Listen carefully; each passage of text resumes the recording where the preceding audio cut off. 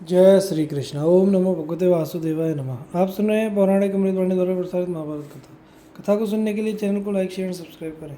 लिए आगे की कथा प्रारंभ करें। श्री कृष्ण द्वारा परीक्षित का नामकरण, पांडवों का हस्तिनापुर में पहुंचना तथा व्यास और श्री कृष्ण का युधिष्ठिर को यज्ञ आरंभ करने की आज्ञा देना। वैशंपायन जी कहते हैं, जन्मजय भगवान श्री कृष्ण ने जब ब्रह्मास्त्र को पीछे लौटा दिया उस समय सूतिका ग्रह तुम्हारे पिता के तेज से दीप्यमान होने लगा। फिर तो विघ्न डालने वाले राक्षस उस घर को छोड़कर गायब हो गए। इसी समय आकाशवाणी हुई, केशव तुम धन्य हो। साथ ही वह प्रज्वलित अस्त्र ब्रह्मलोक को चला गया। इस प्रकार तुम्हारे पिता को पुनर्जीवन मिला। उत्तरा का वह बालक अपने उत्साह और बल के अनुसार हाथ पैर हिलाने लगा।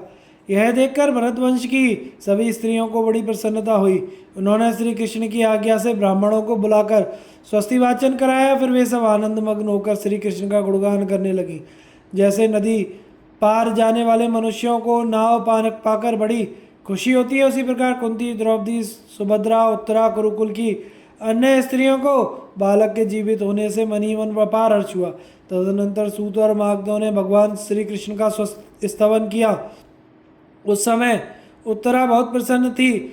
उसने पुत्र के साथ आकर श्री कृष्ण को प्रणाम किया और श्री कृष्ण ने भी प्रसन्न होकर उस बालक को बहुत से रत्न उपहार में दिए। फिर अन्य यदुवंशियों ने भी नाना प्रकार की वस्तुएं भेंट की। इसके बाद सत्य प्रतिज्ञा श्री कृष्ण ने तुम्हारे पिता का इस प्रकार नामकरण किया। कुरुकुल के परीक्षीण हो जाने पर यह अभिमन्यु का बालक उत्पन्न हुआ है, इसलिए इसका नाम परीक्षित होना चाहिए। जन्मजय इस प्रकार नामकरण हो जाने के बाद तुम्हारे पिता परीक्षित कालक्रम से बड़े होने लगे। जो ही उनकी ओर देखता उसका मन प्रसन्न हो जाता। तुम्हारे पिता की आयु जब 1 महीने की हो गई, उस समय पांडव लोग बहुत सी रत्न राशि लेकर हस्तिनापुर लौटे।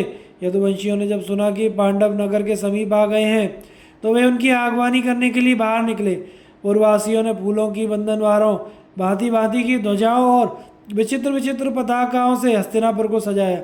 उन्होंने अपने घरों की भी सजावट की। विदुर जी ने देव मंदिरों में विविध प्रकार से पूजा करने की आज्ञा दी। राजमार्ग नाना प्रकार के फूलों से अलंकृत किए गए। उस समय हवा के इशारे से हस्तिनापुर में चारों ओर पताकाएं फहरा रही थी। पांडवों के समीप आने की बात सुनकर भगवान श्री कृष्ण अपने मित्रों और मंत्रियों के साथ उनसे मिलने के लिए चले। उन सब लोगों ने आगे बढ़कर आगवानी की और सब एक दूसरे के साथ धर्मानुसार मिले। तत्पश्चात पांडव और यदुवंशी वीरों ने एक साथ होकर हस्तिनापुर में प्रवेश किया। उस समय धन का खजाना उनके आगे आगे चल रहा था। पांडव अपने मित्रों और मंत्रियों सहित बहुत प्रसन्न थे। वे एकत्रित होकर सबसे पहले राजा धृतराष्ट्र के पास गए तथा सबने अपने अपने नाम बतलाकर उनके चरणों में प्रणाम किया। धृतराष्ट्र से मिलने के बाद वे गांधारी, कुंती और विदुर जी का सम्मान करते हुए युयुत्सु से मिले। इसके बाद उन्होंने तुम्हारे पिता के जन्म काल का अत्यंत अद्भुत एवं आश्चर्यजनक समाचार सुना और भगवान श्री कृष्ण के उस अलौकिक कर्म की बात सुनकर उनकी बड़ी प्रशंसा की। इसके थोड़े दिनों बाद महातेजस्वी सत्यवती नंदन व्यास जी हस्तिनापुर में पधारे।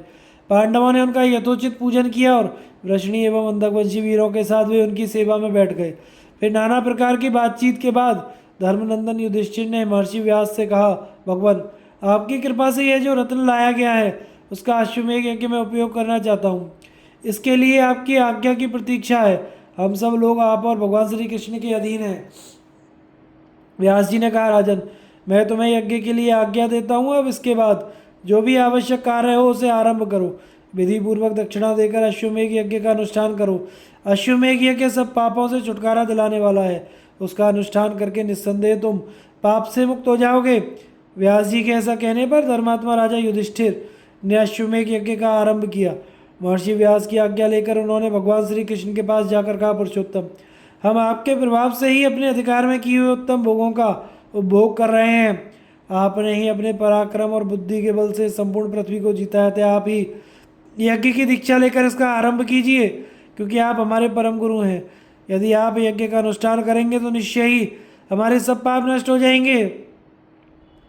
आप ही यज्ञ अक्षर सर्वरूप धर्म, प्रजापति और संपूर्ण भूतों की गति हैं, ऐसी मेरी निश्चित धारणा है। श्री कृष्ण ने कहा, महाराज यह कथन आपके ही योग्य है। मेरा तो ऐसा विश्वास है कि आप ही संपूर्ण प्राणियों को सहारा देने वाले हैं, क्योंकि आप धर्म से सुशोभित हैं। हम लोग आपके अंग अथवा सहायक हैं तथा आपको अपना राजा एवं गुरु मानते हैं, इसलिए आप हमारी अनुमति से स्वयं इस यज्ञ का अनुष्ठान कीजिए तथा हम लोगों में से जिसको जिस काम पर लगाना चाहते हो उसे उस काम में लगने की आज्ञा दीजिए। मैं आपके सामने सच्ची प्रतिज्ञा करता हूँ, आप जो कुछ कहेंगे वह सब करूँगा। आपके द्वारा यज्ञ होने पर भीमसेन, अर्जुन, नकुल और सहदेव को भी यज्ञ अनुष्ठान का फल मिलेगा। व्यास जी की आज्ञा से अश्वमेध यज्ञ के लिए छोड़े हुए अश्व की रक्षा के लिए अर्जुन की नियुक्ति और घोड़े के सहित उनका सेना सहित घोड़े के पीछे उनका सेना सहित जाना। वैशंपायन जी कहते हैं, जन्मजय भगवान श्री कृष्ण के ऐसा कहने पर धर्मपुत्र युधिष्ठिर ने व्यास जी को संबोधित करके कहा, भगवान जब आपको यज्ञ आरंभ करने का ठीक समय जान पड़े तभी आकर मुझे उसकी दीक्षा दें, क्योंकि मेरा यज्ञ आपके अधीन है। व्यास जी ने कहा, राजन मैं यज्ञ का समय आएगा उस समय मैं पहल और याज्ञवल्क्य के ये सब आकर विधि पूर्वक तुम्हारा यज्ञ संपन्न करेंगे। चैत्र की पूर्णिमा को तुम्हें यज्ञ की दीक्षा दी जाएगी, तब तक तुम उसके लिए सामग्री एकत्रित करो। अश्व विद्या के ज्ञाता सूत और ब्राह्मण यज्ञ के लिए पवित्र अश्व की रक्षा करें। जो अश्व निश्चित हो उसे शास्त्रीय विधि के अनुसार छोड़ा जाए, वह तुम्हारे देहदीप्यमान यश को फैलाता हुआ समुद्र पर्यंत समस्त पृथ्वी पर घूमता फिरे। यह सुनकर राजा युधिष्ठिर ने बहुत अच्छा कहकर व्यास जी के कथन अनुसार सारा कार्य किया। उन्होंने मन में जिन जिन सामानों को एकत्रित करने का संकल्प लिया था उन सबको जुटा लेने के बाद महर्षि व्यास को सूचना दी। तब व्यास जी ने कहा, राजन हम लोग यथा समय उत्तम योग आने पर तुम्हें दीक्षा देने को तैयार है। इस बीच तुम सोने के स्फे और कूर्च बनवा लो और जो भी स्वर्ण में सामान आवश्यक हो उन्हें तैयार कर डालो। आज शास्त्रीय विधि के अनुसार यज्ञ संबंधी अश्व को क्रमशः पृथ्वी पर घूमने के लिए छोड़ना चाहिए। ऐसी व्यवस्था करनी चाहिए जिससे वह सुरक्षित रूप से सब ओर विचर सके। युधिष्ठिर ने कहा, मुने यह घोड़ा उपस्थित है, इसको किस तरह छोड़ा जाए जिससे यह समूची पृथ्वी में इच्छा अनुसार घुमावे। इसकी व्यवस्था आप ही कीजिए तथा यह भी बताइए कि पृथ्वी पर स्वेच्छा अनुसार विचरने वाले इस घोड़े की रक्षा में किसको नियुक्त किया जाए। जन्मजय युधिष्ठिर के यूँ पूछने पर महर्षि व्यास बोले, राजन अर्जुन सब धनुर्धारियों में श्रेष्ठ है। वे विजय में उत्साह रखने वाले, सहनशील, धैर्यवान हैं, अतः वे ही इस घोड़े की रक्षा कर सकेंगे। उन्होंने निवात कवचों का नाश किया है, वे संपूर्ण भूमंडल को जीतने की शक्ति रखते हैं। उनके पास दिव्य अस्त्र, दिव्य कवच, दिव्य धनुष और दिव्य तर्कस हैं, अतः उन्हें ही इस घोड़े के पीछे पीछे जाना चाहिए। वे धर्म और अर्थ में कुशल तथा संपूर्ण विद्याओं में प्रवीण हैं, इसलिए शास्त्रीय विधि के अनुसार घोड़े का संचालन करेंगे।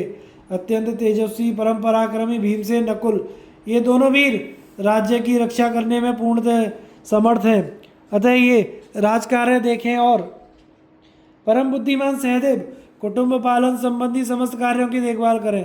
व्यास जी के इस प्रकार बतलाने पर युधिष्ठिर ने सब काम वैसा ही किया और अर्जुन को बुलाकर घोड़े के विषय में संदेश दिया। वीर अर्जुन तुम यहाँ आओ, तुम्हारे ऊपर इस घोड़े की रक्षा का भार जाता है, इसका विधिवत पालन करो, तुम ही इसकी रक्षा करने में समर्थ हो। दूसरे किसी मनुष्य के द्वारा यह कार्य होना अवश्य असंभव है। महाभाव एक बात का ख्याल रखना, अश्व की रक्षा के समय जो राजा तुम्हारे सामना करने आए उनके साथ भरकस युद्ध ना करना पड़े, ऐसा प्रयत्न करना। मेरे यज्ञ का समाचार सब राजाओं को बतलाकर कहना कि आप लोग यथा समय यज्ञ में पधारें। अपने भाई सब्यसाची अर्जुन को इस प्रकार समझा बुझाकर धर्मात्मा राजा युधिष्ठिर ने भीमसेन और नकुल को नगर की रक्षा का भार सौंप दिया तथा महाराज धृतराष्ट्र की सम्मति लेकर सहदेव को कुटुंब पालन के काम में नियुक्त किया। तदनंतर जब दीक्षा देने का समय हुआ तो व्यास आदि महान ऋत्विजों ने राजा को विधि पूर्वक यज्ञ की दीक्षा दी और यज्ञ के लिए नियत किए हुए अश्व को स्वयं ब्रह्मवादी व्यास जी ने शास्त्रीय विधि के अनुसार छोड़ा। फिर धर्मराज की आज्ञा से अर्जुन ने उस घोड़े का अनुसरण किया। उसका रंग कृष्णसार मृग के समान श्याम था। अश्व के पीछे चलते समय अर्जुन गांडीव धनुष को टंकारते जाते। उन्होंने अपने हाथों में गोधा के चमड़े से बने हुए दस्ताने पहन रखे थे तथा वे बड़ी प्रसन्नता के साथ अश्व का अनुसरण कर रहे थे। अर्जुन की यात्रा के समय बच्चे से लेकर बूढ़ों तक सारा हस्तिनापुर उनके दर्शन के लिए उमड़ आया। यज्ञ के घोड़े और उसके पीछे जाने वाले धनंजय को देखने की इच्छा से लोगों की इतनी भीड़ इकट्ठी हुई कि आपस में धक्का मुक्की से सबके बदन में पसीने निकल आए। उस समय मनुष्यों के कोलाहल से आकाश और दिशाएं गूंज उठी। उदार बुद्धि अर्जुन ने सुना, बहुत से लोग कह रहे हैं, भारत तुम्हारा कल्याण हो, तुम सुख से जाओ और पुनः कुशल पूर्वक यहाँ लौट कर आओ। दूसरे कहते थे कि अर्जुन की यात्रा सुख में हो, इन्हें मार्ग में कोई कष्ट ना हो, किसी प्रकार का भय ना हो, ये निश्चय ही कुशल पूर्वक लौटेंगे, उस समय हम फिर इनका दर्शन करेंगे। इस प्रकार पुरुषों और स्त्रियों की कही हुई मीठी मीठी बातें बारंबार अर्जुन के कानों में पड़ती थी। याज्ञवल्क्य मुनि के एक विद्वान शिष्य जो यज्ञ कर्म में चतुर और वेदों में पारंगत थे, विघ्न शांति के लिए अर्जुन के साथ साथ गए। उनके सिवा और भी बहुत से वेद वेदता ब्राह्मणों तथा क्षत्रियों ने धर्मराज की आज्ञा से पार्थ का अनुसरण किया। वह अश्व पांडवों के द्वारा अस्त्रबल से जीती हुई पृथ्वी के सब देशों में इच्छा अनुसार विचरने लगा। उन देशों में अर्जुन को शत्रुओं के साथ जो बड़े बड़े अद्भुत युद्ध करने पड़े उनकी कथा सुना रहा हूँ। यज्ञ का घोड़ा पृथ्वी की प्रदक्षिणा करता हुआ सबसे पहले उत्तर दिशा की ओर गया, फिर अनेक राज्यों में घूमता घामता पूर्व दिशा की ओर मुड़ गया। महारथी अर्जुन भी धीरे धीरे अश्व के पीछे चले जा रहे थे। उस समय जिनके बंधु बांधव मारे गए थे, ऐसे जिन जिन राजाओं के साथ अर्जुन को युद्ध करना पड़ा, उनकी गणना असंभव है।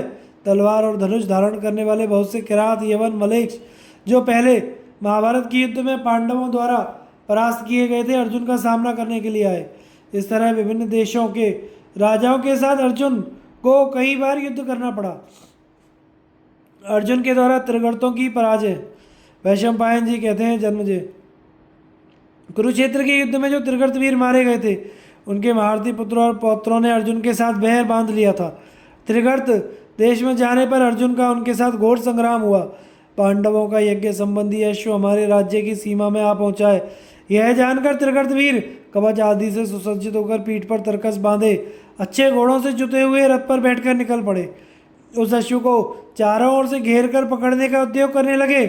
अर्जुन उनके मन का भाव समझ गए और उन्हें शांतिपूर्वक समझा बुझाकर रोकने लगे, किंतु त्रिगर्तों ने उनके वचनों की अवहेलना करके उनके ऊपर बाण बरसाना आरंभ कर दिया। अर्जुन ने बारंबार मना किया और हंसते हंसते कहा, पापियों लौट जाओ, जीवन की रक्षा में ही तुम्हारा कल्याण है। उन्होंने ऐसा इसलिए कहा कि चलते समय धर्मराज युधिष्ठिर ने यह कहकर मना किया था कि जिन राजाओं के भाई बंधु कुरुक्षेत्र की लड़ाई में मारे गए हैं उनका वध नहीं करना चाहिए। धर्मराज की इस आज्ञा को मानकर ही वे त्रिगर्तों को लौट जाने की आज्ञा दी। तथापि वे लौटने को तैयार न हुए। तब त्रिगर्त राज सूर्यवर्मा को बाणों के समूह से बींधकर अर्जुन हंसने लगे। यह देखकर त्रिगर्त देशीय वीर रथ की गड़गड़ाहट और पहियों की आवाज से सारी दिशाओं को गुंजायमान करते हुए धनंजय पर टूट पड़े। सूर्यवर्मा ने अपना हस्त लाघव दिखाते हुए अर्जुन को 100 बाणों का निशाना बनाया। उसके अनुयायियों में जो जो महान धनुर्धर वीर थे, वे भी अर्जुन को मार डालने की इच्छा से उन पर बाणों की वर्षा करने लगे, किंतु पांडुनंदन अर्जुन ने अपनी प्रत्यंचा से छोड़े हुए बाणों के द्वारा शस्त्रों के समस्त बाणों को काट डाला। वे कटे हुए बाण टुकड़े टुकड़े होकर जमीन पर गिर पड़े। सूर्यवर्मा के परास्त होने पर उसका छोटा भाई केतु वर्मा, जो एक तेजस्वी नवयुवक था, अपने भाई के लिए यशस्वी अर्जुन के साथ युद्ध करने लगा। केतु वर्मा को दावा करता देख वीरवर अर्जुन ने उसे तीखे तीरों से मार डाला। उसके मारे जाने पर महारथी धृतवर्मा रथ पर सवार होकर शीघ्र धमका और अर्जुन पर बाणों की झड़ी लगाने लगा। धृतवर्मा भी बालक था, तो भी उसकी ऐसी फुर्ती देखकर महातेजस्वी अर्जुन को बड़ी प्रसन्नता हुई। वह कब बाण हाथ में लेता है, कब उसे धनुष पर चढ़ाता है, इसको अर्जुन भी नहीं देख पाते थे। केवल उसकी बाण वर्षा ही उनकी दृष्टि में पड़ती थी। उन्होंने संग्राम भूमि में थोड़ी देर तक मन ही मन धृतवर्मा की प्रशंसा की और युद्ध में उसका हौसला बढ़ाने लगे। यद्यपि धृतवर्मा सांप के समान क्रोध में भरा हुआ था, तथापि कौरववीर अर्जुन प्रेम के साथ हंसकर बचा जाते थे। उन्होंने उसके प्राण नहीं लिए। इस प्रकार हमें तेजस्वी अर्जुन के द्वारा जान पूछकर छोड़ दिए जाने पर धृतवर्मा ने उनके ऊपर एक अत्यंत प्रज्वलित बाण चलाया। उससे अर्जुन के हाथ में बड़ी चोट आई, उसमें गहरा घाव हो गया। अर्जुन को चक्कर आ गया और उनका गांडीव धनुष हाथ से छूटकर जमीन पर गिर पड़ा। यह देखकर धृतवर्मा ठहाका मारकर हंसने लगा। अर्जुन ने अपने हाथ का रक्त पोंछ डाला और क्रोध में भरकर पुनः उस धनुष को हाथ में लेकर बाणों की वर्षा आरंभ की। तब त्रिगर्त देशीय योद्धाओं ने चारों ओर से आकर अर्जुन को घेर लिया। यह देखकर अर्जुन ने वज्र के समान लोहमय बाणों की वर्षा करके उन 18 योद्धाओं को मौत के घाट उतार दिया। फिर तो त्रिगर्त योद्धाओं में भगदड़ मच गई। इधर अर्जुन ने जोर जोर से हंसकर उन्हें सर्पाकार बाणों से मारना आरंभ किया। उनके बाणों से पीड़ित होकर त्रिगर्त महारथियों की हिम्मत टूट गई और वे चारों दिशाओं को भाग चले। कितनों ने ही भयभीत होकर अर्जुन से कहा, पार्थ हम सब तुम्हारे आज्ञाकारी सेवक हैं, सदा तुम्हारे अधीन रहेंगे। कौरव नंदन, हम विनीत दास की भांति तुम्हारे सामने खड़े हैं, आज्ञा तो कौन सा कार्य करें। हम तुम्हारे समस्त प्रिय कार्य करने को तैयार हैं। उनकी ये बातें सुनकर अर्जुन ने कहा, राजाओं, यदि जीवन की रक्षा चाहते हो तो हमारा शासन स्वीकार कर लो। प्राग ज्योतिषपुर में वज्रदत्त के साथ अर्जुन का युद्ध और वज्रदत्त की पराजय। वैशंपायन जी कहते हैं, जन्मजय, इसके बाद यज्ञ का घोड़ा प्राग ज्योतिषपुर के पास आकर विचरने लगा। वहाँ भगदत्त का पुत्र वज्रदत्त राज्य करता था। जब उसने सुना कि पांडवों का घोड़ा मेरे राज्य की सीमा में आ गया है, वह नगर से बाहर निकलकर उस घोड़े को पकड़ लिया, उसे साथ लेकर नगर की ओर लौटने लगा। यह देखकर महाबाहु अर्जुन ने गांडीव धनुष की टंकार देते हुए सहसा उस पर धावा किया। गांडीव से छूटे हुए बाणों के प्रहार से व्याकुल होकर राजा वज्रदत्त ने घोड़े को तो छोड़ दिया और स्वयं नगर में प्रवेश करके कवच आदि से सुसज्जित हो विशाल गजराज पर सवार होकर युद्ध के लिए बाहर निकला। महारथी अर्जुन के पास आकर उसने बाल चापल्य और मूर्खता के कारण उन्हें युद्ध के लिए ललकारा। वज्रदत्त का हाथी पर्वत के समान ऊंचा था। उसके गंड स्थलों से मद की धारा बह रही थी। उसे शास्त्रीय विधि के अनुसार युद्ध की दीक्षा दी गई थी। वह स्वामी के अधीन रहकर भी युद्ध में मतवाला हो उठता था। वज्रदत्त ने कुपित होकर उस हाथी को अर्जुन की ओर बढ़ाया। राजा के अंकुश की चोट खाकर वह महाबली गजराज जब आगे की ओर झपटा तो ऐसा जान पड़ो मानो आकाश में उड़ जाना चाहता हो। वज्रदत्त को इस प्रकार आक्रमण करता देख अर्जुन क्रोध में भर गए और पैदल होने पर भी हाथी पर बैठे वज्रदत्त से युद्ध करने लगे। वज्रदत्त ने रोष में भरकर अर्जुन के ऊपर अग्नि के समान तेजस्वी तोमर चलाए। वे तोमर वेग से उड़ने वाले पतंगों की तरह अर्जुन की ओर चले, किंतु अभी पास भी नहीं आने पाए थे कि अर्जुन ने गांडीव धनुष द्वारा बहुत से बाण छोड़कर आकाश में ही एक एक तोमर के दो दो तीन तीन टुकड़े कर डाले। यह देखकर वज्रदत्त अर्जुन के ऊपर लगातार बाणों की वर्षा करने लगा। तब अर्जुन ने भी कुपित होकर बड़ी फुर्ती के साथ भगदत्त के पुत्र को सीधे जाने वाले बाणों का निशाना बनाया। उन बाणों की चोट खाकर वह महान तेजस्वी राजा बहुत घायल हो गया और हाथी की पीठ से जमीन पर जा पड़ा, किंतु इतने पर भी वह बेहोश नहीं हुआ। तदनंतर वज्रदत्त पुनः हाथी पर सवार हो धैर्य के साथ युद्ध में डट गया और अर्जुन को परास्त करने के विचार से फिर हाथी को उनकी ओर बढ़ाया। यह देखकर अर्जुन क्रोध से आग बबूला हो उठे और उन्होंने हाथी के ऊपर प्रज्वलित अग्नि के समान तेजस्वी बाणों का प्रहार किया। उनकी चोट से उस महान गजराज के शरीर में घाव हो गया और खून की धारा बह निकली। वह उस समय गेरू मिले हुए जल की धारा बहाने वाले अनेकों झरनों से एक तो पहाड़ के समान जान पड़ता था। इस प्रकार अर्जुन का राजा वज्रदत्त के साथ 3 दिनों तक निरंतर युद्ध होता रहा। चौथे दिन महाबली वज्रदत्त ने अट्टहास करते हुए कहा, अर्जुन खड़ा तो रहे, आज मैं तुझे जीवित नहीं छोड़ूंगा। तुझे मारकर अपने पिता का विधिवत तर्पण करूंगा। मेरे पिता भगदत्त तो तेरे पिता के मित्र थे, तो भी तूने उनकी हत्या की। वे बूढ़े थे, इसलिए तो उन्हें मारने में सफल हो सका। आज उनका बालक मैं तेरे सामने उपस्थित हूँ, मेरे साथ युद्ध कर। यों कहकर क्रोध में भरे हुए वज्रदत्त ने पुनः अर्जुन की ओर अपना हाथी बढ़ाया। स्वामी का इशारा पाकर वह गजराज नृत्य सा करता हुआ महारथी अर्जुन के पास जा पहुंचे। यह देखकर भी वे भयभीत नहीं हुए और पहले के वैर का स्मरण करके अत्यंत क्रोध में भर गए। फिर बाणों की वर्षा करके उन्होंने वज्रदत्त के हाथी को इस तरह रोक दिया जैसे किनारे की भूमि समुद्र के वेग को रोक देती है। अपने हाथी को रुका हुआ देखकर भगदत्त कुमार क्रोध से मूर्छित हो उठा और उसने अर्जुन पर तीखे बाणों की वर्षा आरंभ कर दी। साथ ही अपने पर्वताकार गजराज को बलपूर्वक आगे बढ़ाया। यह देखकर अर्जुन ने उस हाथी के ऊपर अग्नि के समान तेजस्वी नाराज का प्रहार किया। उस हाथी के मर्म स्थान में बड़ी भारी चोट पहुंची और वह वज्र के मारे हुए पर्वत की भांति सहसा जमीन पर ढह पड़ा। उसके साथ ही वज्रदत्त नीचे आ गया। उसे भूमि पर पड़ा देख पांडुनंदन अर्जुन ने कहा, राजन तुम डरो मत। आते समय मुझसे महान तेजस्वी राजा युधिष्ठिर ने कह दिया था कि धनंजय तुम किसी राजा का वध ना करना और युद्ध ठानकर योद्धाओं के प्राण न लेना। मार्ग में जो राजा मिले उन्हें निमंत्रण देते हुए कहना कि आप लोग अपने इष्ट मित्रों के साथ युधिष्ठिर के अश्वमेध यज्ञ में पधार कर वहाँ उत्सव में भाग लें। भाई की आज्ञा स्वीकार करके मैं तुम्हारा वध नहीं करूंगा। अब तुम्हें कोई भय नहीं है, उठो और कुशल पूर्वक अपने घर जाओ। आगामी चैत्र की पूर्णिमा को राजा धर्मराज का अश्वमेध यज्ञ प्रारंभ होगा, उस समय तुम उसमें अवश्य पधारना। अर्जुन के ऐसा कहने पर उनके द्वारा परास्त भगदत्त कुमार वज्रदत्त ने कहा, बहुत अच्छा, ऐसा ही करूंगा।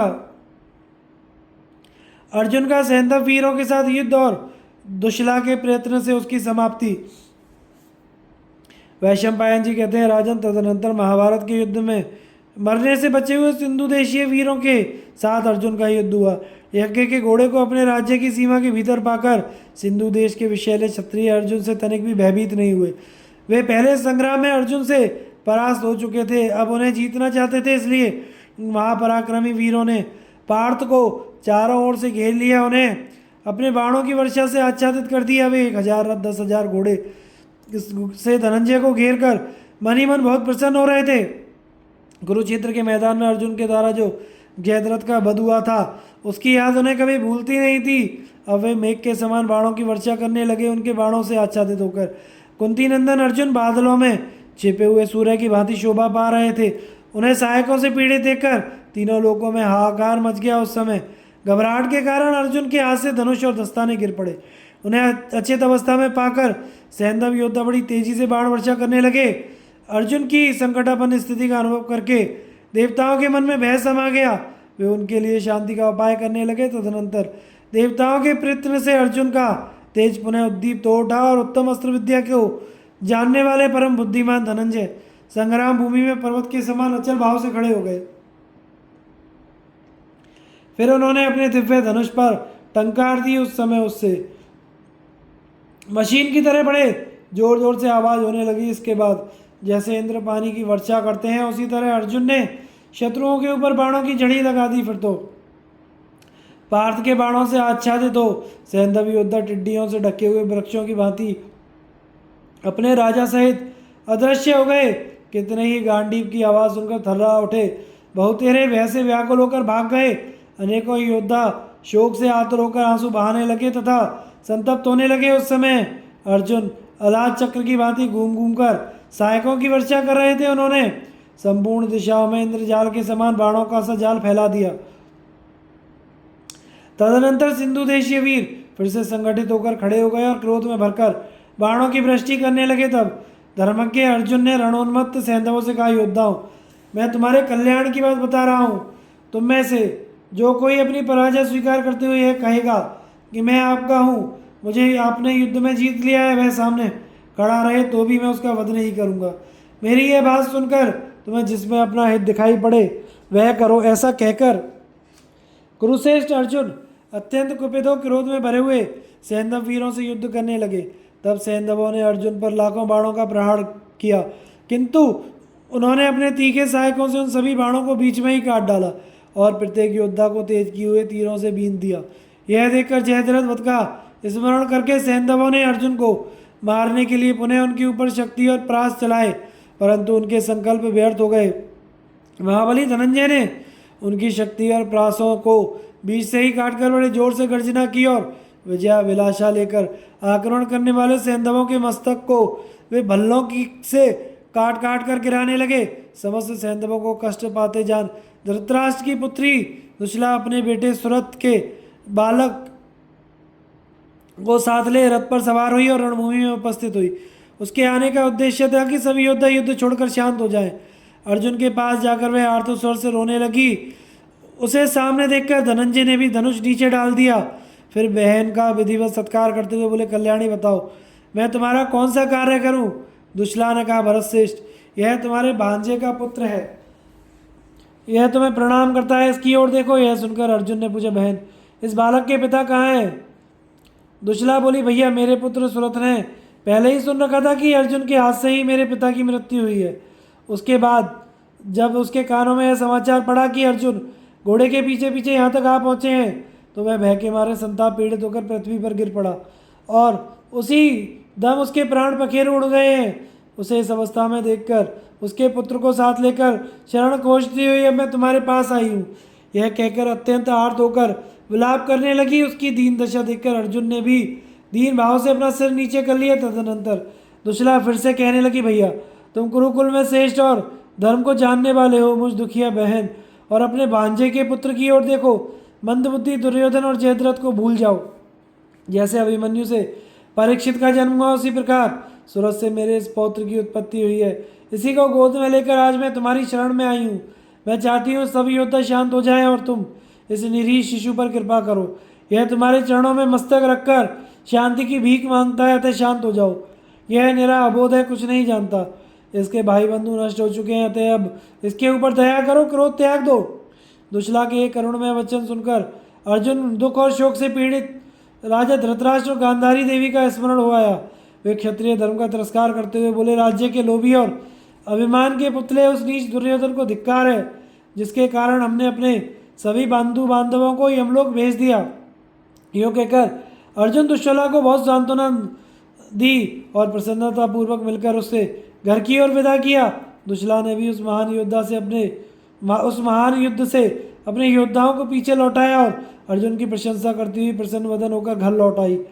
इस प्रकार सैंधव वीरों को परास्त करके धनंजय तेजी के साथ आगे बढ़ने वाले और स्वेच्छानुसार विचरने वाले उस घोड़े के पीछे पीछे तीव्र गति से चलने लगे। घोड़ा क्रमशः एक के बाद दूसरे देश में जाता और अर्जुन के पराक्रम को बढ़ाता हुआ इच्छानुसार विचरने लगता। घूमता घामता वह अर्जुन सहित मणिपुर नरेश के राज्य में जा पहुंचा। अर्जुन और बब्रुवाहन का युद्ध तथा अर्जुन की मृत्यु।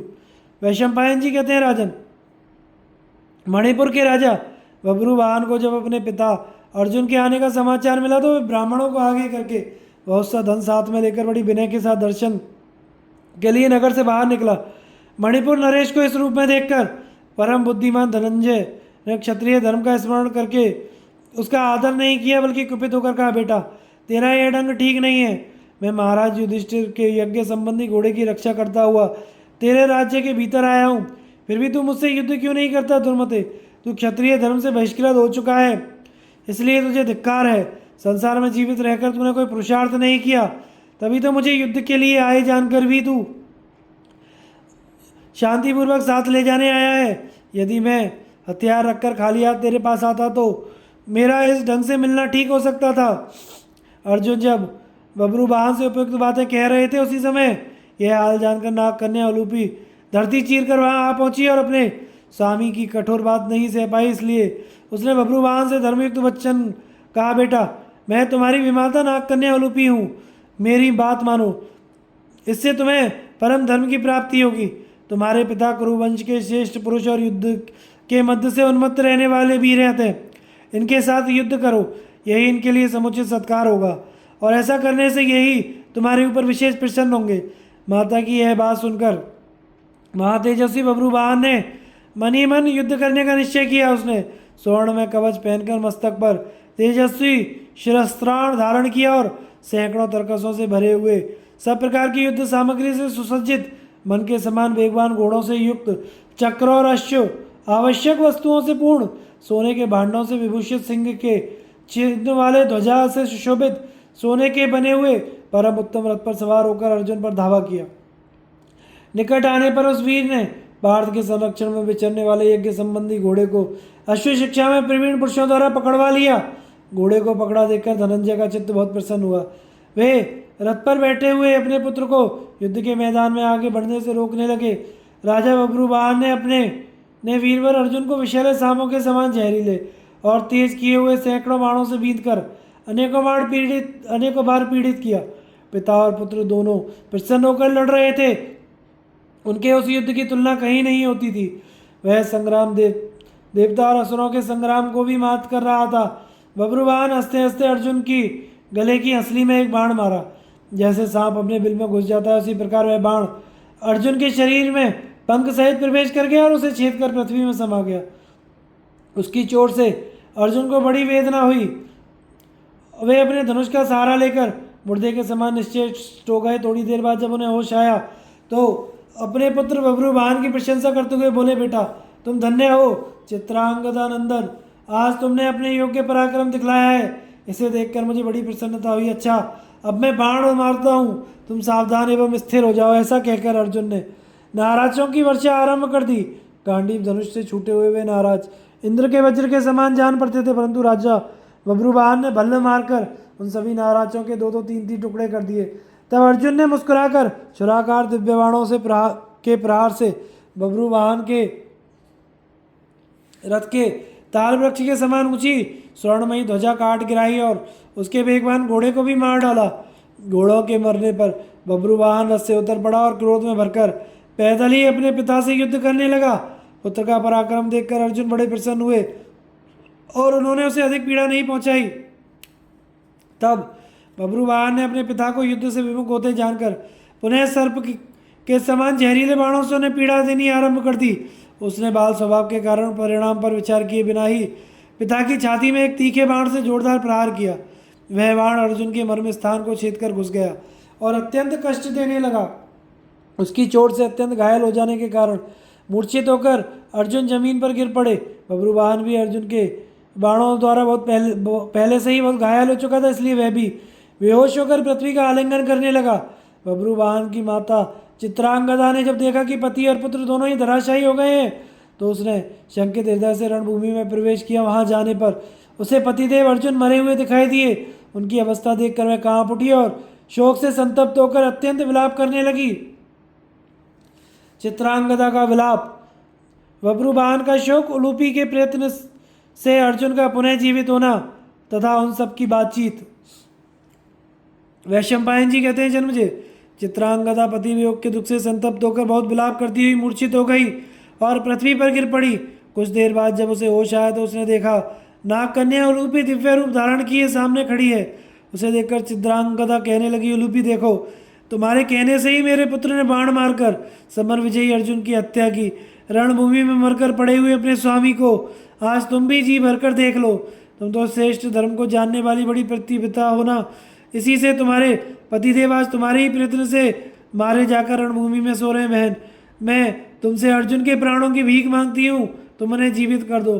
कल्याणी, तुम्हें सब धर्मों का ज्ञान है और तीनों लोकों में तुम्हारी ख्याति फैली हुई है, तो तुम स्वामी को जला सकती हो। आर्य, मैं अपने बेटे के लिए उतना शोक नहीं करती, मुझे तो इन पतिदेव के लिए ही अत्यंत शोक हो रहा है जिनका मेरे यहाँ इस प्रकार अतिथि सत्कार किया गया। नाग कन्या उलूपी से इस प्रकार कहकर परम यशस्विनी चित्रांगदा अपने स्वामी अर्जुन के पास जाकर बोली, प्रियतम उठो, मैंने तुम्हारा घोड़ा छुड़वा दिया है। तुम्हें तो महाराज युधिष्ठिर के यज्ञ संबंधी अश्व के पीछे पीछे जाना है, फिर यहाँ कैसे सो रहे हो? समस्त कौरवों के प्राण तुम्हारे ही अधीन है, तुम तो दूसरों के प्राण दाता हो। तुमने स्वयं कैसे प्राण त्याग दिए? इसके बाद वह फिर उलूपी से कहने लगी, उलूपी, पतिदेव पृथ्वी पर मरे पड़े हैं, इन्हें अच्छी तरह देख लो। तुमने बेटे को उकसाकर स्वामी की हत्या कराई है क्या? इसके लिए तुम्हें शोक नहीं होता? मृत्यु के वश में पड़ा हुआ मेरा बालक चाहे सदा के लिए भूमि पर सोता रह जाए, किंतु निद्रा पर विजय पाने वाले अर्जुन के जीवन की रक्षा होनी चाहिए। विधाता ने पति और पत्नी की मित्रता सदा रहने वाली एवं अटूट बनाई है, तुम्हारा भी इनके साथ वही संबंध है। इस सख्य भाव के महत्व को समझो, ऐसा उपाय करो जिससे तुम्हारी इनके साथ की हुई मैत्री सत्य एवं सार्थक हो। तुम्ही ने बेटे को लड़ाकर मेरे पति की जान ली है, यदि आज पुनः इन्हें जीवित करके नहीं दिखा दोगी तो मैं भी प्राण त्याग दूंगी। मेरे पति और पुत्र दोनों नष्ट हो गए, उनके बिना मैं अगाध शोक में डूब रही हूँ और तुम्हारे सामने यहाँ प्रायोपवेशन आमरण उपवास के लिए बैठती हूँ। उलूपी से ऐसा कहकर चित्रांगदा अनशन व्रत धारण करके चुपचाप बैठ गई। तदनंतर राजा बब्रुवाहन को होश हुआ। वह अपनी माता को रणभूमि में बैठी देखकर दुखी होकर कहने लगा, है जो अब तक सुखों में पली थी वही मेरी माता चित्रांगदा आज मृत्यु के अधीन होकर पृथ्वी पर पड़े हुए अपने वीर पति के साथ मरने का निश्चय करके बैठी हुई है। इससे बढ़कर दुख की बात क्या हो सकती है? संग्राम में जिनका वध करना दूसरे के लिए नितांत कठिन है, उन्हीं मेरे पिता अर्जुन को आज यह मेरे हाथों से मौत के मुख में पड़े देख रही है। जान पड़ता है अंतकाल आए बिना किसी भी जीव का मरना बड़ा कठिन है, तभी तो इस संकट के समय भी मेरे और मेरी माता के प्राण नहीं निकलते। मुझे धिक्कार है ब्राह्मणों, मैं पिता की हत्या करने वाला क्रूरकर्मी एवं महापापी हूँ। बताओ मेरे लिए कौन सा प्रायश्चित है? नागराज की पुत्री उलूपी, देखो आज युद्ध में मैंने तुम्हारे स्वामी का वध किया है, शायद इससे तुम्हारा प्रिय हुआ होगा, किंतु माँ, मैं तो सत्य की सौगंध खाकर कहता हूँ, अब इस शरीर को नहीं धारण करूँगा। जहाँ मेरे पिता गए हैं मैं भी वहीं जाऊँगा। ऐसा कहकर राजा बब्रुवाहन ने दुख शोक से पीड़ित होकर आचमन किया और बड़े खेद के साथ इस प्रकार कहा, संसार के चराचर प्राणियों तथा माता उलूपी, आप लोग सुने, मैं सच्ची बात कह रहा हूँ। यदि मेरे पिता नरश्रेष्ठ अर्जुन आज जीवित होकर नहीं उठे तो मैं इस रणभूमि में ही उपवास करके अपने शरीर को सुखा डालूंगा। पिता की हत्या करके अब मेरे लिए कोई दूसरा प्रायश्चित नहीं है। ये पांडुपुत्र धनंजय महान तेजस्वी धर्मात्मा तथा मेरे पिता थे। इनका वध करके मैंने महान पाप किया है, अब मेरा उद्धार कैसे हो सकता है? यह कहकर अर्जुन कुमार बब्रुवाहन ने पुनः आचमन किया और आमरण उपवास का व्रत लेकर चुपचाप बैठ गया। तब उलूपी ने संजीवन मणि का स्मरण किया। नागों के जीवन का आधारभूत वह मणि उसके स्मरण करते ही वहां आ गई। उसे हाथ में लेकर नागराज कुमारी ने बब्रुवाहन से कहा, बेटा उठो, शोक ना करो, अर्जुन तुम्हारे द्वारा परास्त नहीं हुए हैं। यह मनुष्य मात्र के लिए अजय है, इंद्र आदि देवता भी इन्हें नहीं जीत सकते। यह तो मैंने तुम्हारे यशस्वी पिता का प्रिय करने के लिए मोहिनी माया दिखलाई है। तुम अपने द्वारा कोई पाप होने की रत्ती भर भी शंका ना करो। ये महात्मा नर पुरातन ऋषि है, सनातन एवं अविनाशी है। युद्ध में इंद्र भी इनको नहीं हरा सकते। लो, मैं यह दिव्यमणि ले आई हूँ। यह अपने स्पर्श से सदा मरे हुए सर्पों को जीवित किया करती है। इसे अपने पिता की छाती पर रख दो, इसका स्पर्श होते ही ये तुम्हें जीवित दिखाई देंगे। उलूपी के ऐसा कहने पर अमित तेजस्वी बब्रुवाहन ने बड़े प्रेम के साथ पिता की छाती पर वह मणि रख दी। उसे रखते ही वीरवर अर्जुन देर तक सोने के बाद जगे हुए मनुष्य की भांति जीवित उठे। अपने मनस्वी पिता को सचेत और स्वस्थ देखकर बब्रुवाहन ने उनके चरणों में प्रणाम किया। उस समय इंद्र ने अर्जुन के ऊपर दिव्य फूलों की वर्षा की। देवताओं की दुंदुभियां बिना बजाए ही मेघ गर्जना के समान गंभीर स्वर में बज उठी। आकाश में साधुवाद की ध्वनि गूंजने लगी। महाबाहु अर्जुन भली भांति स्वस्थ होकर उठे और बब्रुवाहन को छाती से लगाकर उसका मस्तक सूंघने लगे। इतने में ही उलूपी के साथ कुछ दूर पर खड़ी हुई बब्रुवाहन की माता पर उनकी दृष्टि पड़ी, जो शोक से दुर्बल हो रही थी। उसे देखकर अर्जुन ने उलूपी से कहा, कल्याणी, इस रणभूमि में तुम्हारे और बब्रुवाहन की माता के आने का क्या कारण है? मुझसे या बब्रुवाहन से अनजाने में तुम्हारा कोई अनिष्ट तो नहीं हो गया? अथवा राजकुमारी चित्रंगादा ने तुम्हारा कोई अपराध तो नहीं किया? यह प्रश्न सुनकर उलूपी हंस पड़ी और बोली, प्राणनाथ, आपने या बब्रुवाहन ने मेरा कोई अपराध नहीं किया है तथा बब्रुवाहन की माता ने भी मेरा कुछ नहीं बिगाड़ा है। यह तो सदा दासी की भांति मेरी आज्ञा के अधीन रहती है। यहाँ आकर मैंने जिस प्रकार जो जो काम किया है वह सब बतलाती हूँ, सुनिए। पहले आपके चरणों में मस्तक झुकाकर मैं प्रार्थना करती हूँ, मेरे द्वारा जो कुछ अपराध हुआ है वह सब आपकी भलाई के उद्देश्य से हुआ है, इसलिए आप मुझ पर क्रोध ना कीजिएगा। महाभारत के युद्ध में शिखंडी की आड़ लेकर आपने जो भीष्म जी का वध किया था, उस पाप की शांति के लिए वसुओं ने एक उपाय बतलाया। पहले की बात है, मैं गंगा जी के तट पर गई थी। वहाँ भीष्म जी की मृत्यु के बाद देवता और वसु एकत्रित होकर स्नान करने आए। उन सब ने गंगा जी से मिलकर यह भयंकर बात कही, देवी शांतनु नंदन भीष्म दूसरे के साथ युद्ध कर रहे थे तो भी सव्यसाची अर्जुन ने उनका वध किया। इस अपराध के कारण हम उन्हें शाप देना चाहते हैं, इसके लिए आप आज्ञा दीजिए। यह सुनकर गंगा जी ने कहा, हाँ, ऐसा ही होना चाहिए। उनकी बात सुनकर मुझे बड़ा दुख हुआ और पाताल में प्रवेश करके मैंने अपने पिता को यह सारा समाचार कह सुनाया। यह सुनकर पिताजी को भी बड़ा खेद हुआ। वे वसुओं के पास जाकर आपके लिए क्षमा याचना करने लगे। उनके बारंबार प्रार्थना करने पर वसुओं ने प्रसन्न होकर कहा, महाभाग, मणिपुर का तरुण राजा बब्रुवाहन अर्जुन का पुत्र है। वह संग्राम में खड़े होकर जब अपने बाणों से उन्हें मार गिराएगा, उस समय उनको इस पाप से छुटकारा मिल जाएगा। अब तुम अपने स्थान को जाओ।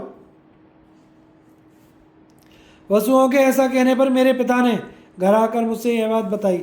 इसे सुनकर मैंने इसी के अनुसार चेष्टा की है और आपको उस पाप से छुटकारा दिलाया है।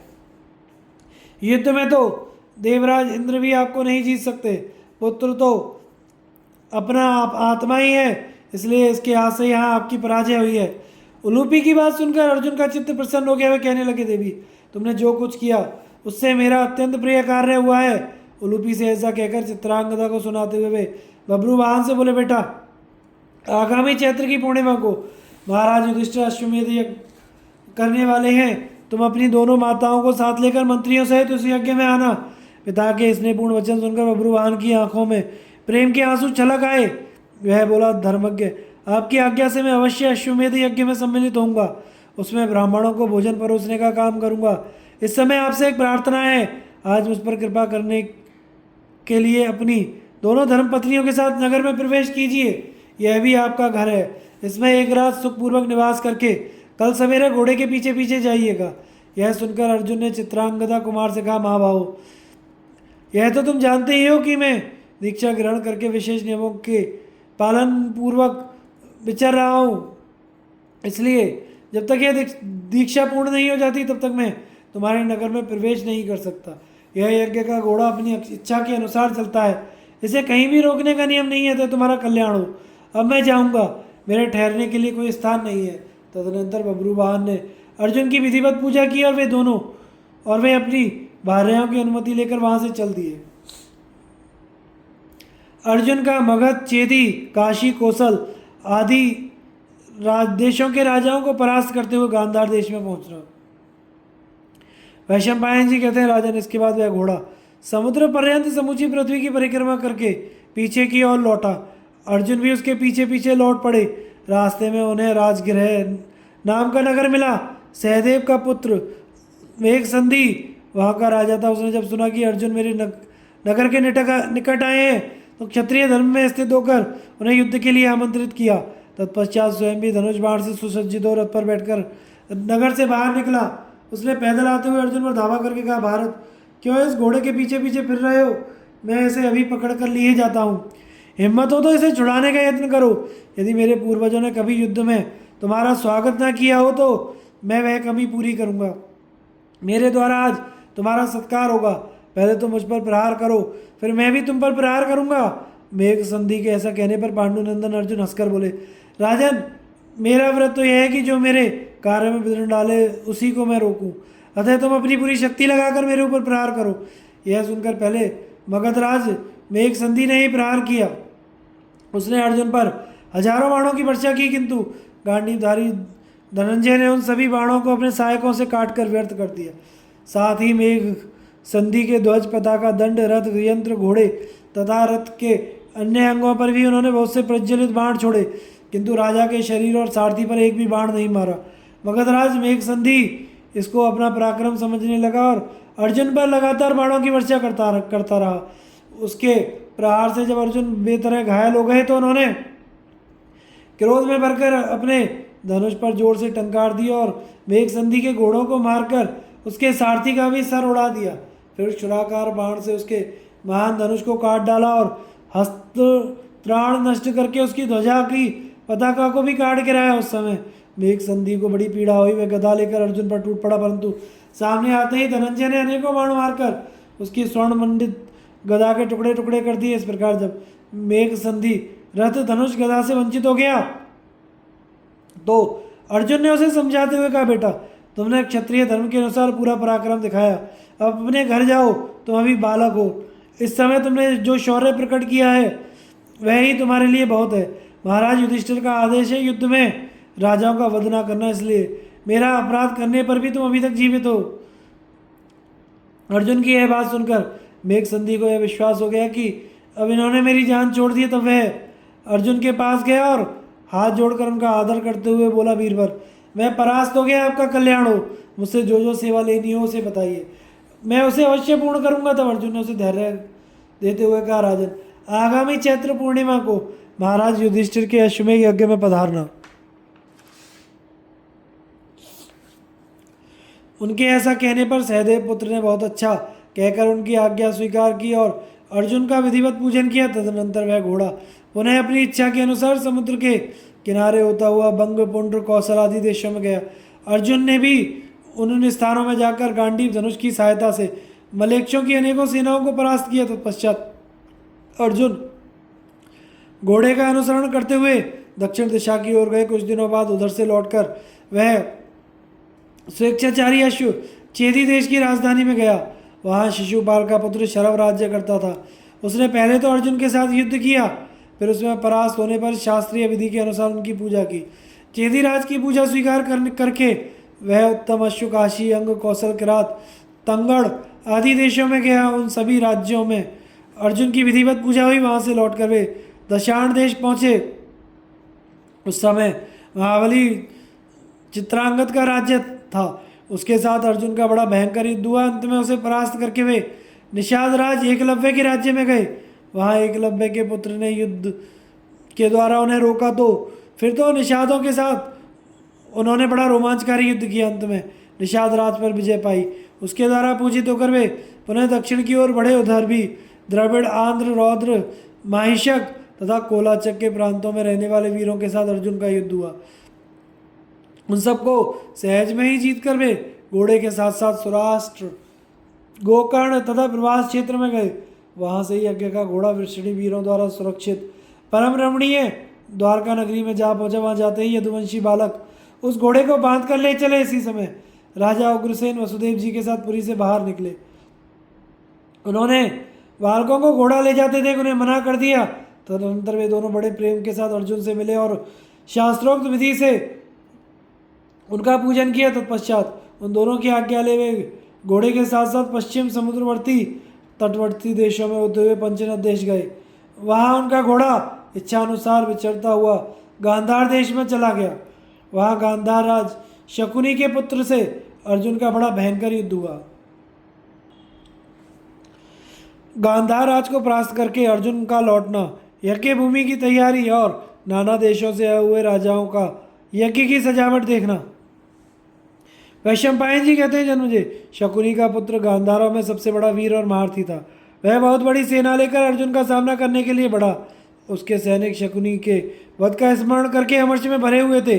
सबने धनुष बाण हाथ में लेकर पार्थ पर आक्रमण किया। परम धर्मात्मा और किसी से भी पराजित न होने वाले वीरवर अर्जुन ने उन्हें शांतिपूर्वक समझाकर लड़ने से रोका तथा युधिष्ठिर का हितकारी वचन भी सुनाया, किंतु वे अमर्ष से भरे होने के कारण उनकी बात मानने को तैयार ना हुए। अनेकों योद्धा घोड़े को चारों ओर से घेरकर उसे पकड़ने के लिए आगे बढ़े। यह देखकर पांडुनंदन अर्जुन गांडीव धनुष से छूटे हुए तेज धार वाले छुरों से बिना परिश्रम किए ही उनके मस्तक काटने लगे। इस प्रकार मार पड़ने पर बाणों से पीड़ित होकर वे सब सैनिक घोड़ा छोड़कर बड़े वेग से अर्जुन की ओर लौट पड़े।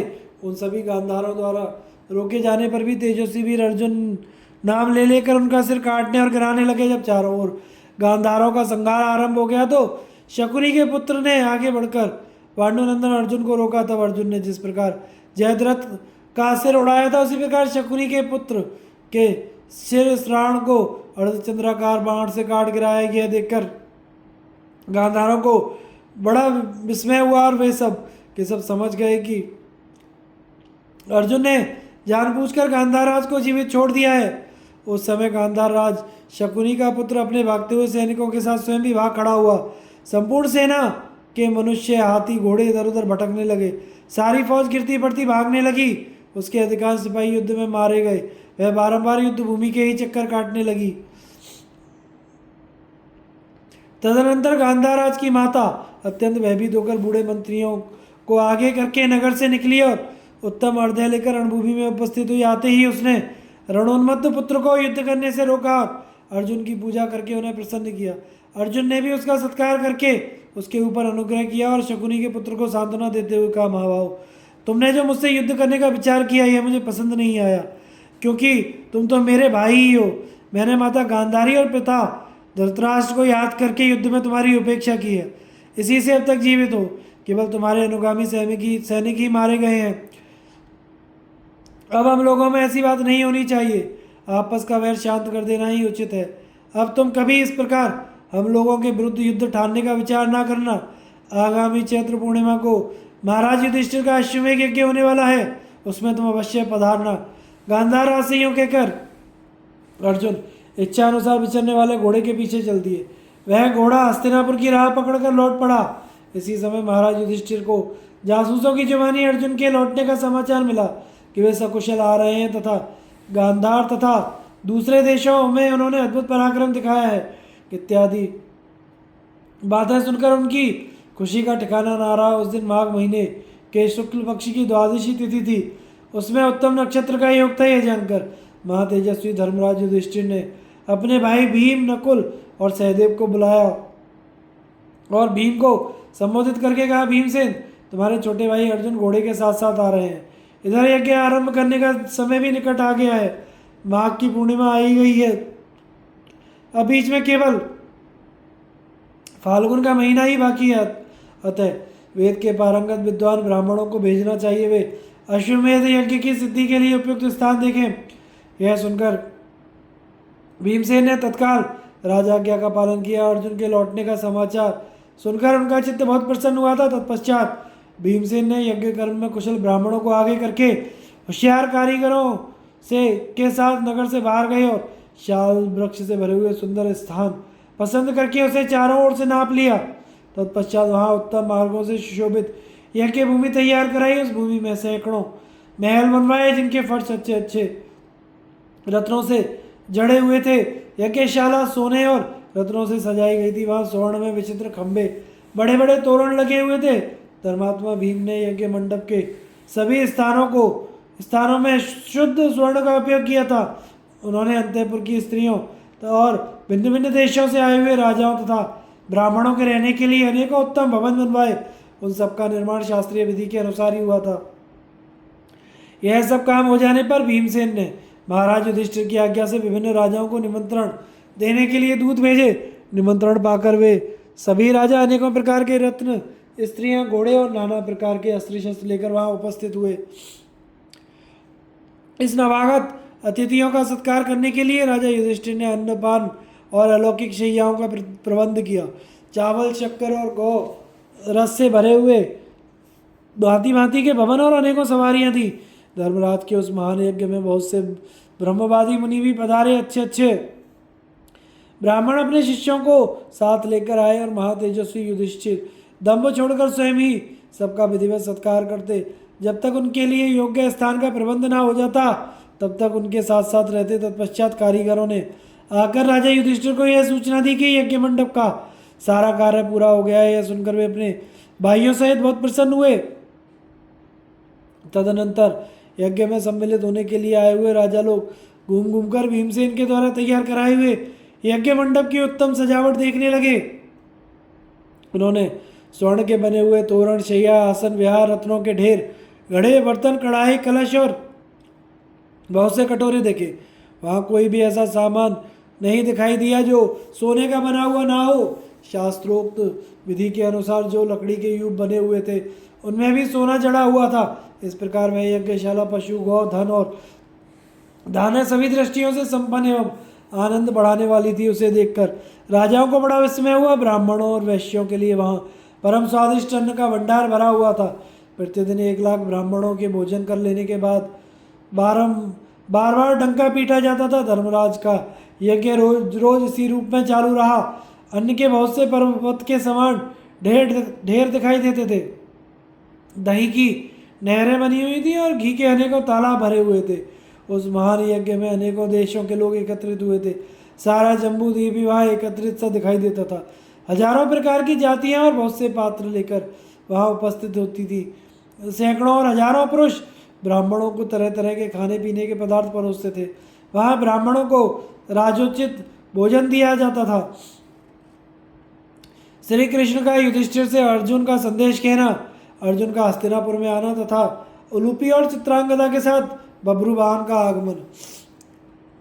वैशंपायन जी कहते हैं, राजन, युधिष्ठिर ने अपने यहाँ बहुत से वेदज्ञ राजाओं को उपस्थित देखकर भीमसेन से कहा, भाई, यहाँ जो जो राजा पधारे हुए हैं वे अत्यंत श्रेष्ठ एवं पूजा के योग्य हैं। तुम का यथोचित सत्कार करो। राजा की आज्ञा पाकर महातेजस्वी भीमसेन, नकुल और सहदेव के साथ लेकर यज्ञ में आए हुए राजाओं के आतिथ्य सत्कार में लग गए। इसके बाद भगवान श्री कृष्ण बलदेव जी को आगे करके सात्यकी, प्रद्युम्न, गद, निशम, सांब तथा कृतवर्मा आदि वैष्णवंशियों के साथ युद्ध के पास आए भीमसेन ने उन लोगों को भी विधिवत सत्कार किया। फिर वे रत्नों से भरे हुए घरों में जाकर रहने लगे। श्री कृष्ण युधिष्ठिर के पास बैठकर थोड़ी देर बात करते रहे। अंत में बोले, राजन, मेरे पास द्वारका का रहने वाला एक विश्वास पात्र मनुष्य आया था। उसने अर्जुन को अपनी आंखों से देखा था। वह अनेकों स्थानों पर युद्ध करने के कारण बहुत दुर्बल हो गए हैं। उसने यह भी बताया कि जब महाबाहु अर्जुन अब निकट आ पहुंचे, इसलिए आप अश्वमेध यज्ञ की सफलता के लिए आवश्यक कार्य आरंभ कर दीजिए।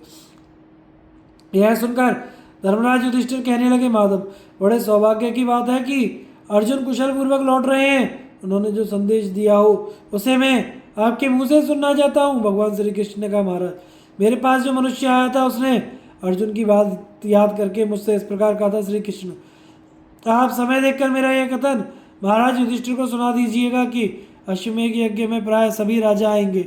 जो लोग आ जाएं उनका पूर्ण सत्कार होना चाहिए, यही हमारे योग्य काम है। राजसूय यज्ञ में अर्घ देने के समय जो दुर्घटना हो गई थी वैसी इस बार नहीं होनी चाहिए। राजा युधिष्ठिर और आप दोनों को सलाह करके ऐसा उपाय करना चाहिए जिससे राजाओं के पारस्परिक द्वेषवश उन्हें इन प्रजाओं का संहार ना हो। राजन, उस मनुष्य ने अर्जुन की कही हुई एक बात और बतलाई थी, उसे भी सुन लीजिए। इस यज्ञ में मणिपुर के का राजा बब्रुवाहन भी आने वाला है, जो महान तेजस्वी और मेरा प्रिय पुत्र है। मेरे प्रति उसकी बड़ी भक्ति और अनुरक्ति है। उसके आने पर आप मेरी अपेक्षा उसका विशेष सत्कार करें। अर्जुन का यह संदेश सुनकर धर्मराज युधिष्ठिर ने उसका हृदय से अभिनंदन करते हुए कहा, भगवान, आपने जो यह प्रिय समाचार सुनाया है उसे मैंने अच्छी तरह सुन लिया है। आपका अमृतमय वचन मेरे मन को आनंद मग्न किए देता है। मेरे सुनने में आया है कि भिन्न भिन्न देशों में वहाँ के राजाओं के साथ अर्जुन को कई बार युद्ध करने पड़े हैं। इसका क्या कारण है? मैं एकांत में बैठकर अर्जुन के बारे में विचार करता हूँ तो यही जान पड़ता है कि वह सबसे अधिक दुख के भागी हैं। उनका शरीर तो सभी शुभ लक्षणों से संपन्न है, फिर उसमें अशुभ लक्षण कौन सा है जिसके कारण अधिक कष्ट उठाना पड़ता है? युधिष्ठिर के इस प्रकार पूछने पर श्री कृष्ण ने बहुत सोचकर उत्तर दिया, राजन, अर्जुन की फिल्लियाँ औसत से कुछ अधिक मोटी हैं। इसके सिवा और कोई अशुभ लक्षण उनके शरीर में मुझे नहीं दिखाई देता। पिल्लियों के मोटा होने से ही उन्हें सदा रास्ता चलना पड़ता है और कोई कारण मालूम नहीं होता जिससे उन्हें दुख भोगना पड़े। अर्जुन के संबंध में विचित्र बातें सुनकर भीमसेन आदि पांडव तथा यज्ञ कराने वाले ब्राह्मण विशेष प्रसन्न हो रहे थे। इन लोगों में अभी अर्जुन विषयक बातचीत हो रही थी कि अर्जुन का भेजा हुआ दूत वहाँ पहुँचा हुआ बड़ा बुद्धिमान था। उसने युधिष्ठिर के पास जाकर उन्हें प्रणाम किया और अर्जुन के आने का समाचार सुनाया।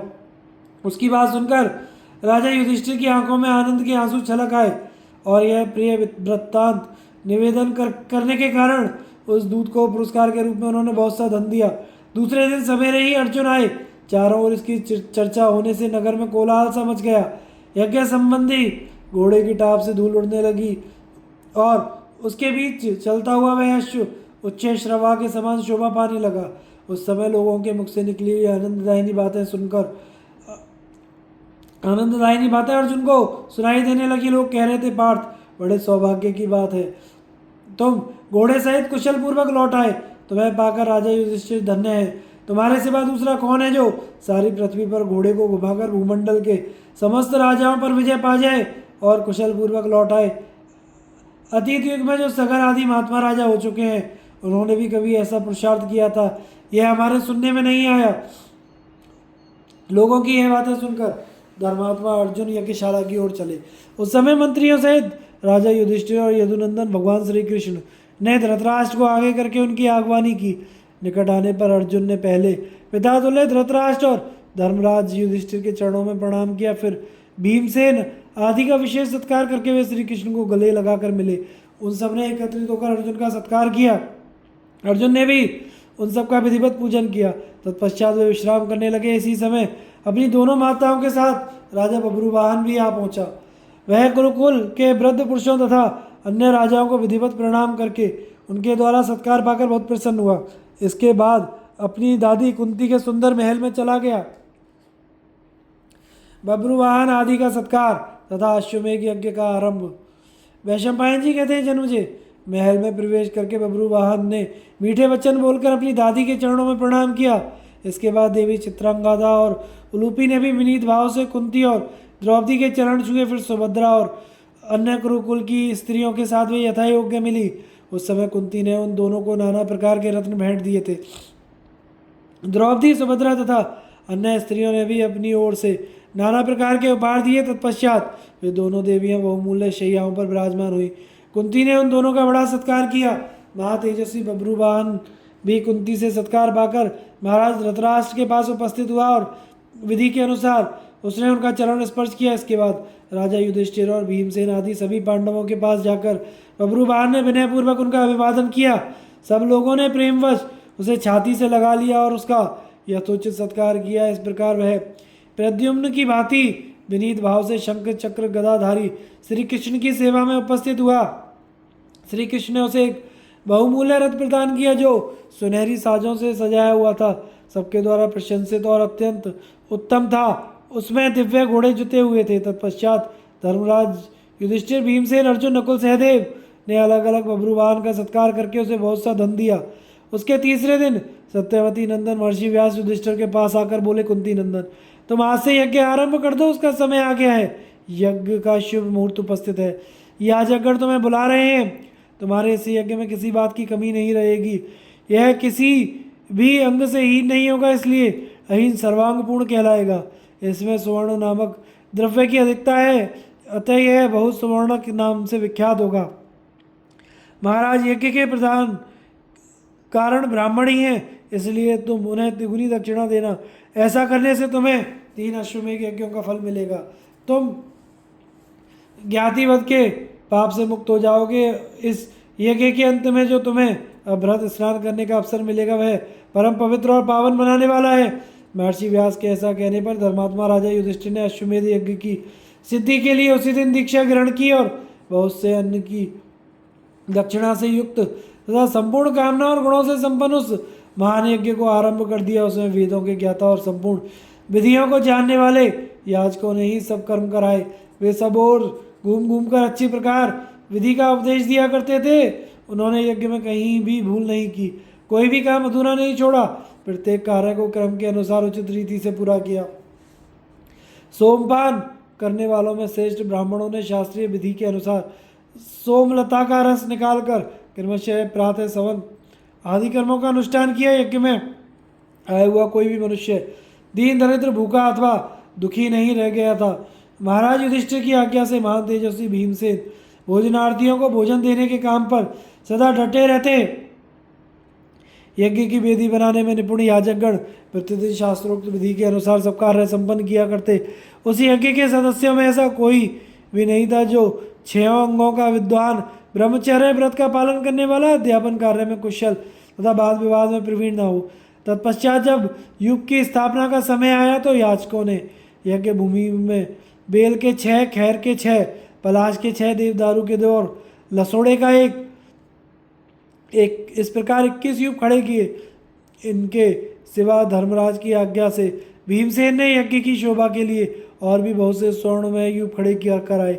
यज्ञ की वेदी बनाने के लिए सोने की ईंटें तैयार कराई गई। उनके द्वारा जब वेदी बनकर तैयार हुई तो वह दक्ष प्रजापति की यज्ञ वेदी के समान शोभा पाने लगी। उस यज्ञ मंडप में अग्नि चयन के लिए 4 स्थान बने थे। उन सबकी लंबाई 18-18 हाथ की थी। उनका आकार गरुड़ के समान था, जिसमें सोने के पंख लगे हुए थे। उन वेदियों पर त्रिकोण कुंड बने हुए थे। उन्हीं में अग्नि स्थापन का कार्य हुआ। किम पुरुष और किन्नरगण यज्ञशाला की शोभा बढ़ा रहे थे। उसके चारों ओर सिद्धों और ब्राह्मणों का निवास था। व्यास जी के शिष्य जो संपूर्ण शास्त्रों के प्रणेता, यज्ञ कर्म में कुशल थे, उस यज्ञ के सदस्य थे। देवर्षि नारद, तुमरु, विश्वावसु, चित्रसेन, गान विद्या में प्रवीण दूसरे गंधर्व भी वहाँ मौजूद थे। नाचने और गाने में कुशल गंधर्व लोग प्रतिदिन यज्ञ कार्य संपन्न होने के बाद अपनी कला के द्वारा ब्राह्मणों का मनोरंजन करते थे। आगे की कथा का प्रसारण हम अगले भाग में करेंगे। चैनल को लाइक, शेयर एंड सब्सक्राइब करें। धन्यवाद।